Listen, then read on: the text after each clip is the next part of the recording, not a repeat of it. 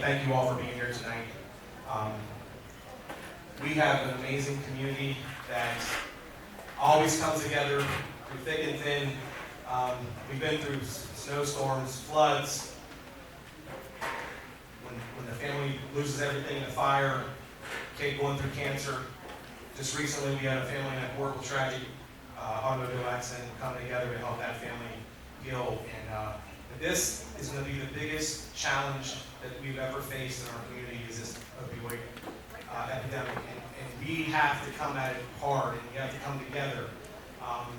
We have to support the addicts and help them recover. We have to help the families that are going through, who lost loved ones, or who right now may not know they have a drug addict in their family. And maybe tonight we're going to show the signs of what you need to look for to know if someone in your family is using drugs. We also got to tell these drug dealers, you're not going to deal drugs in our community anymore. You're going to sell this poison. It's literally gutting our community right now with this heroin. ADMS is going to say a few words here tonight, show a little presentation on this on Narcan, and some of these numbers, and realize how many people are ODing on this on a daily basis. We got to do something. So we have such a great list of speakers. I want to thank New Haven Host. They set the hall tonight for us, letting us use their space. Tomorrow's bingo, so we gotta edit a decent time tonight so they can get back and ready for bingo tomorrow. But I just want to thank them. Thank you to all the resource agencies that are here tonight for taking their time to come and help be a part of this. And thank you to the speakers for doing this. I haven't seen Chris, but I got a call from Chris Peascheck. He's a New Haven Host fireman here, and he's also a city resident. And he's like, hey, listen, I'm on Facebook, and I've been talking for at least 2 hours, and I think the thread got up to like 1,000 comments talking about this problem. He said, we need to do something. So from that phone call, we started having meetings to plan this town hall meeting, and I just want to thank you, Chris, for being a part of this, and the Collinsville Industrial Association for spreading the word and being here tonight. Because we all, as a community, need to face this together. Because it may not be affecting your life right now, but at some point it will. And you're going to know somebody. So I just want to, once again, thank you. And we're going to move on. And if you all could just please show our speakers respect and listen to them. Like I said, at the end of the meeting, we have our state senators here, our county commissioners are here, our district attorney is here, our city council is here. So if you all have any questions you want to talk to us directly, we will be available after the meeting. And I'm going to call Father Bob Ludy. He is the leader of the Catholic Church here in Collinsville. Do an opening prayer and let's order prayer.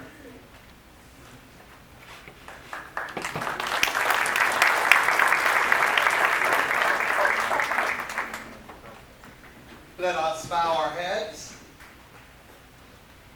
Abba, ever-loving Father, the God of Abraham, the God of Isaac, the God of Jacob. As we gather together today, we ask that you will pour your Spirit upon us.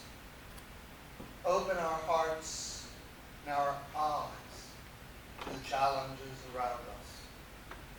Grant us the wisdom to address this epidemic in a way that actually makes a difference. Keep us from the temptation of demonizing the victims of this epidemic. Let us see them through your compassionate eyes.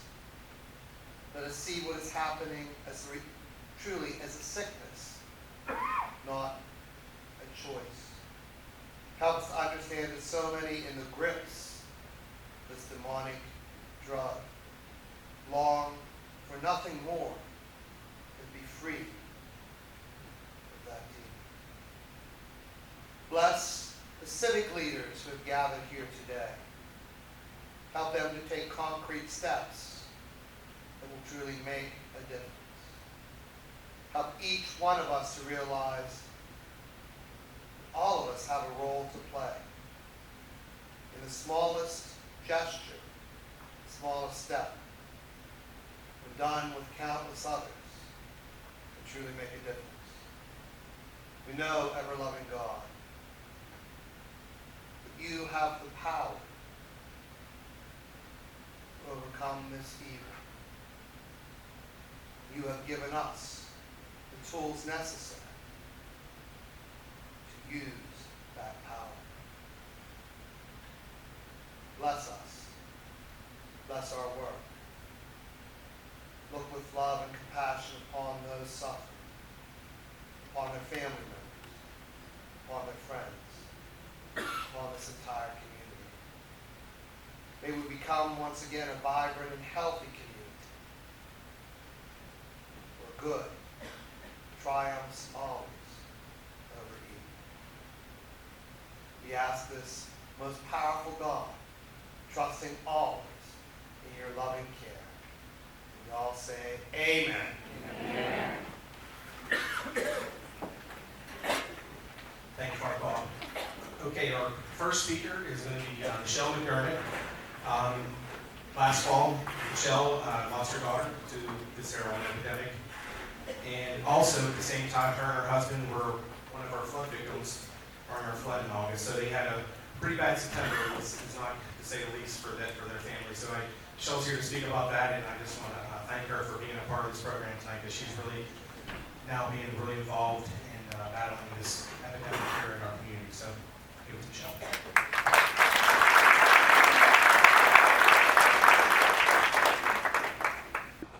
Thank you. I want to thank everyone for coming and listening to me share about my daughter and my experiences.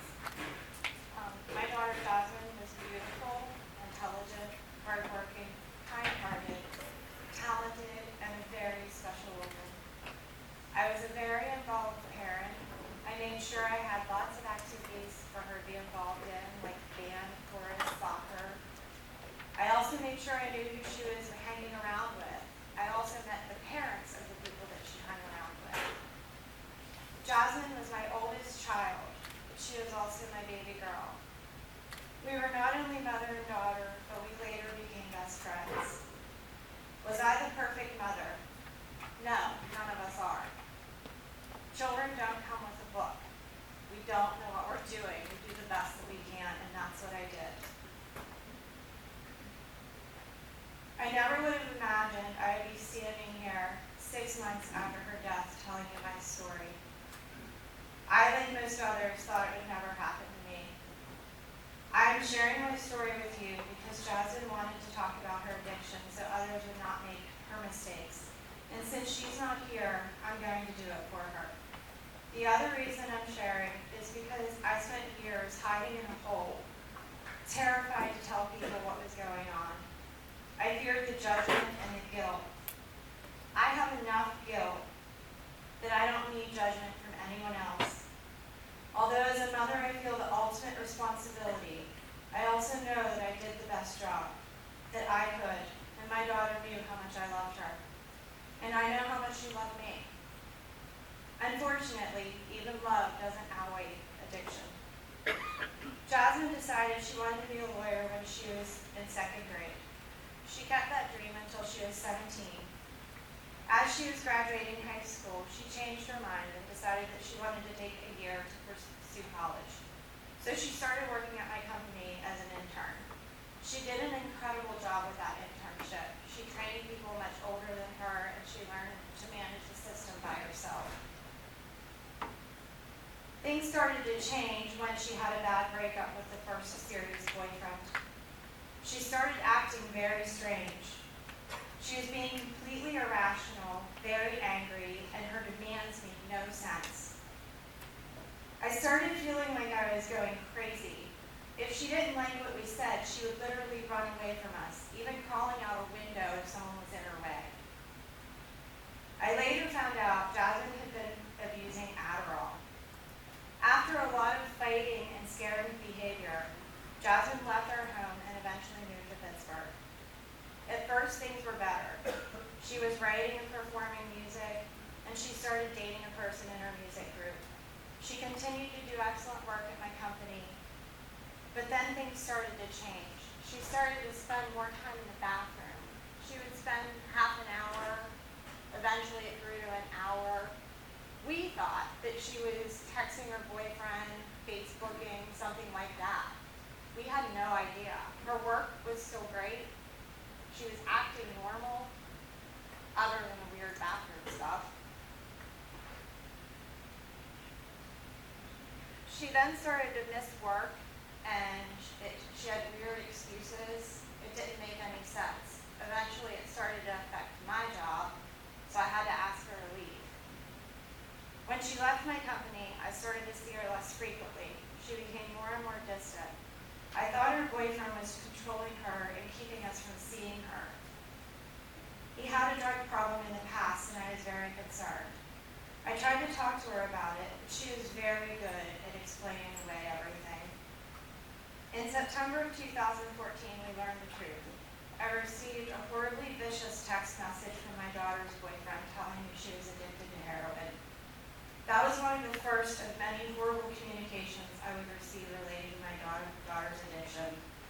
We tried, as Jasmine's disease, we tried a number of ways to get her clean, but we had no idea what we were dealing with. As Jasmine's disease progressed, I spent my time getting educated. I not only reached out, researched everything I could find about addiction, but I read people's experiences, both family members and addicts, where I learned the most. As Jasmine continued to fall deeper in her disease, my husband and I fell into a deep depression.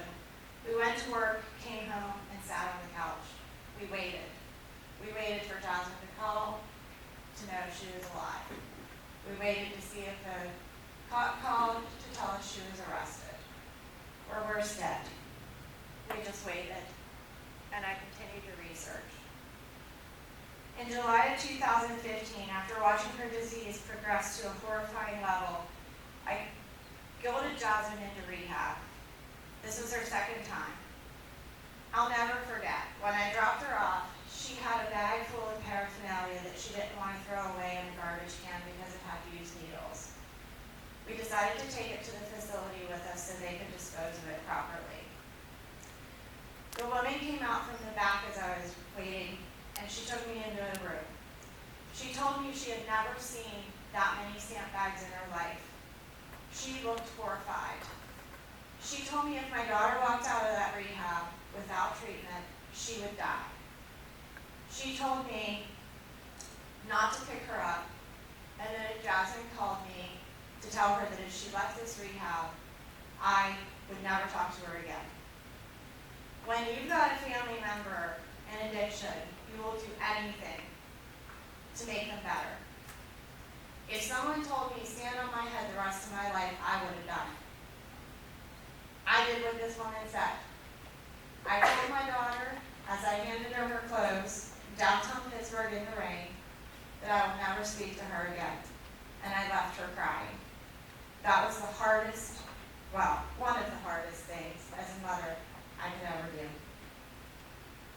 After a few weeks of thinking, I realized I have to live with everything that happens. I can only make my own choices. I can't let someone make those for me. So I changed my decision, and I contacted Jasmine. After another half year of infrequent and disturbing contact, I got a text while sitting at work. Jasmine was arrested. She had felony drug charges because she was riding with someone while they were doing a drug deal. I told Jasmine I would pay for a lawyer if she went to rehab. After a few days, she agreed to go. It was amazing.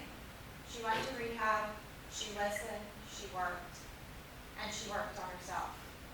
Every time I called her, she was a different person. It was amazing. She was more and more like her old self.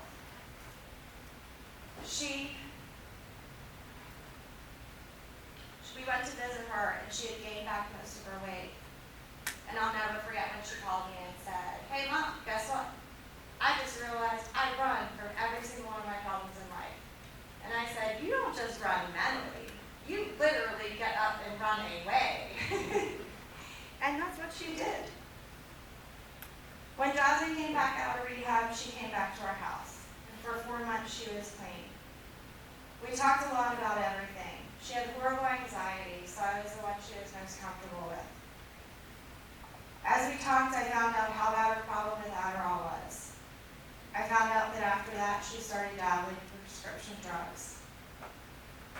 Not long after, her boyfriend started using heroin. I asked, why would you even do that? You were taught better. We showed you, you knew better. She said she had been hanging around with the wrong people, that they kept using it, it seemed fine. They minimized it. Basically, you hang around with someone long enough, you start to act like them. And that's what happened. And she also said that she used to feel closer to her boyfriend. Really young, stupid mistakes. We all make them. Unfortunately, the one she made bit her in the ass for the rest of her life. As Jasmine was working, Jasmine was going to outpatient rehab, and she was going to NA meetings. Sorry. She was going to NA meetings, and she was doing a great job. She was giving me hope, she was giving others hope, and she gave herself hope, which was most important. She had a difficult time connecting to people when she first came home, so I took her to most of her NA meetings. At first, I was nervous. I wasn't sure what to expect. The more I went to NA meetings, the more I realized how amazing it was. This was not what I was expecting. There weren't a bunch of people high, sitting around, trying to steal and manipulate each other. It was a bunch of people who were trying to make themselves better people, something we should all do. When they talked about the normal people, I realized that no one's normal. We all need to work on ourselves. If normal people put as much effort into their lives as becoming better people as some people in NA do, the world would be a way better place. After a few months, the insurance stopped paying for her outpatient. As her fear of relapse grew, we begged and pleaded and allowed for more time. It was ultimately denied. So Jasmine got a job and continued her daily meetings. Things were going well until she relapsed. We were all caught off guard, Jasmine included. She made a typical mistake and thought she could have a drink. One drink led to 2 drinks, and she was down in Pittsburgh a couple hours later. She was back in less than 24 hours, but 4 months was ruined. Jasmine relapsed, I had a very hard time with that. And as I examined myself, I realized I was falling back into my bad patterns of codependence. I learned repeatedly that the only person I could control was myself. So I decided to focus on fixing my issues, and I had to find a way to love Jasmine without being hurt by her addiction. Jasmine relapsed 2 more times before she left our house the last time. It was difficult to say the least. I watched in horror as her brain reverted back to old behaviors, but I continued to focus on the only thing I can control, myself. On August 14th, after a horrible argument, she left again and went to stay at her grandmother's house. I'll never forget following her down the street. I stopped Jasmine in the middle of the road, and I said, "You have to give me a hug because this may be our last hug." And it was. After staying at my mom's for a week, Jasmine began her last relapse. I actually started chasing the person down the road who she left with. I chased them down Breakneck Road, out Eastern Road, to Mount Pleasant. And then I stopped and said to myself, "What are you doing? You're being a crazy person." Even if I would have been able to stop Jasmine, she wouldn't have come with me. She wanted to use. Jasmine left her grandmother's on August 21st. We were flooded on August 28th. Her birthday was August 30th. She turned 23. She didn't respond to any of my messages until September 3rd, and I was terrified. I didn't know why she wasn't contacting us because I knew she had to know we were flooded, and it was her birthday. But I was so overwhelmed by the flood, it wasn't my sole focus, thank God. Then I got another call. Jasmine got arrested again. The same detective told me to let me know. I thought they might keep her because she was on probation, but they didn't keep her more than 24 hours. They let her out without bond, without anything. She said she wanted to go back to rehab when she messaged me, but she felt she let everyone down. I think the truth is, she couldn't handle letting herself down. The final difficult call came on September 15th. I was in the middle of a bad life streak, so of course it didn't happen normally. I was called by an officer from Brentwood, and he asked me if I knew who Jasmine was. When I said she was my daughter, he asked me if I had spoken to anyone from Allegheny County. I said no, and he obviously got terrified and said he'd call me right back. 5 minutes later, I got a call. It was the worst 5 minutes of my life. I wondered what Jasmine had done. Normally, I would go to the place of wondering if Jasmine was alive, but for some reason, this time I thought maybe she had hurt someone.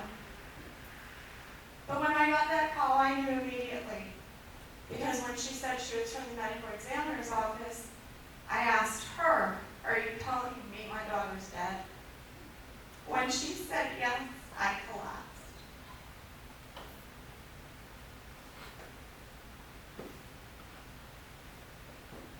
How did they know it was her? How did they know that for sure? I didn't see Jasmine until a half an hour before her funeral viewing.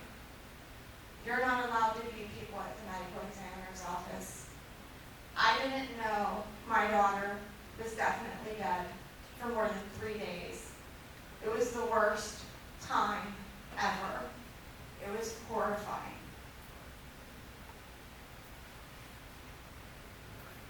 Every day I miss her and I cry for her. Every day I wish it were different. The impact of her death is far-reaching. It affected not just her family, but all of her friends. But I also know it can be different. Others don't have to suffer the same fate. I have seen multiple people lead lives filled with years of sobriety. There is hope. Every addict is someone's mother, father, spouse, child, sister, or brother. Every addict is worth saving. My hope is that others do not have to experience the loss I have.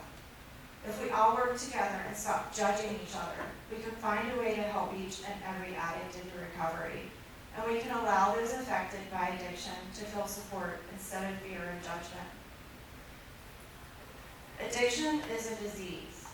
I know this is a hot button topic because it starts with a choice. But if you think about it, a lot of diseases start with a choice. You eat poorly and you get diabetes or blood pressure or heart disease. Do we crucify people for that?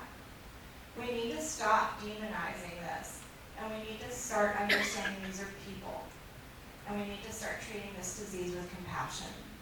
Thank you.